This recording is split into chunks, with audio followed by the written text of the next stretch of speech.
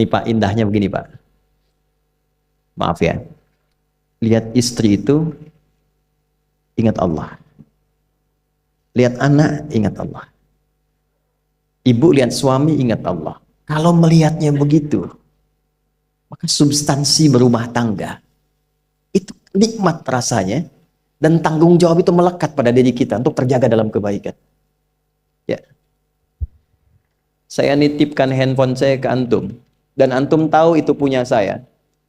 Ya, dan Anda mencintai saya misalnya, ta'zim di situ. Mungkin nggak handphone itu ditempatkan di tempat yang tidak baik? Mungkin nggak Anda taruh di lantai begitu saja? Demi Allah saya katakan, mungkin Anda akan mencari tempat terbaik, disimpan di situ, dirapi-rapikan, dilap-lap, karena Anda merasa itu punya saya yang dititipkan pada Anda. Manusia saja bisa Anda perlakukan demikian. Bagaimana ketika Anda melihat anak itu amanah Allah, yang Anda sebagai orang tuanya akan ditanya di kemudian hari. Maka kalau mau bersikap yang nggak enak itu, nggak bisa Pak kita lakukan. Mau bentak tuh nggak bisa. Mau marah tuh ditahan-tahan. Ya. Dan itu dijaga. Lihat istri sebagai amanah Allah itu beda caranya dengan hanya melihat kemanusiaannya saja. Istri melihat suami sebagai amanah Allah akan lain. Ya. Makanya akan selalu sempat dan optimal merawat istri sendiri dibandingkan lihat-lihat istri orang.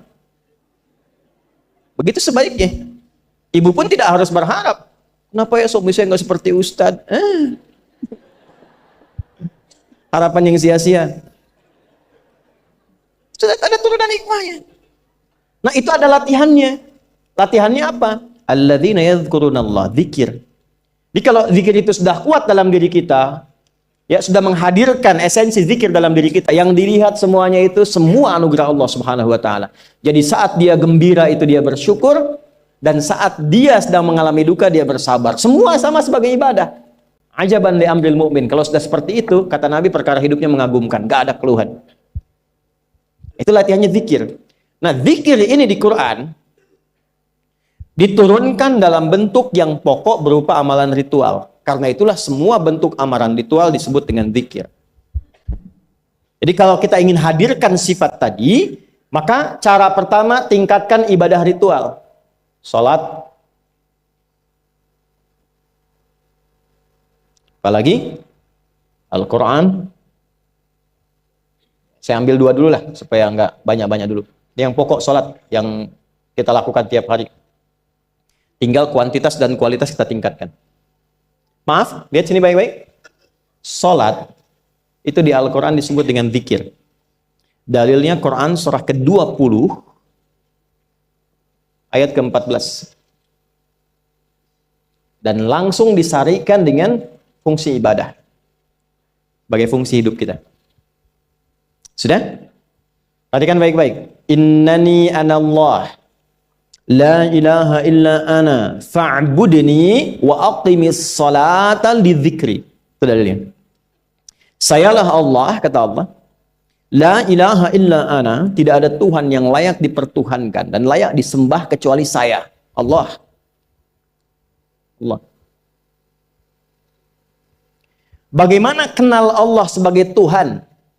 Ya, yang layak disembah, yang harus dipertuhankan, kenalnya bagaimana? Mendekatnya bagaimana? Fa'budni, sembah saya supaya kamu kenal saya, dekat dengan saya, tahu saya.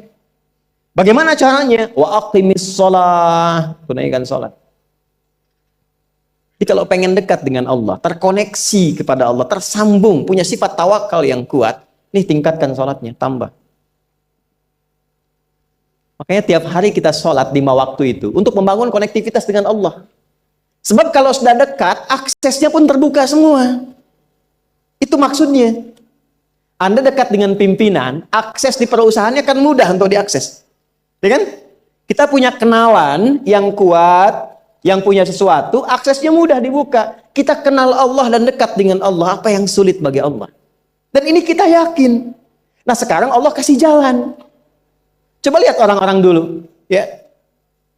Mereka ketika akan melatih dirinya untuk tersambung kepada Allah, sholat semua, termasuk para nabi, rasul. Tapi dahsyatnya, ketika ada apapun dalam kehidupannya yang sulit Allah mudahkan, minta langsung dikabulkan. Dan sangat luar biasanya, seringkali terjadi mintanya lewat sholat. Nabi Zakaria itu kan dihukumi istrinya oleh medis itu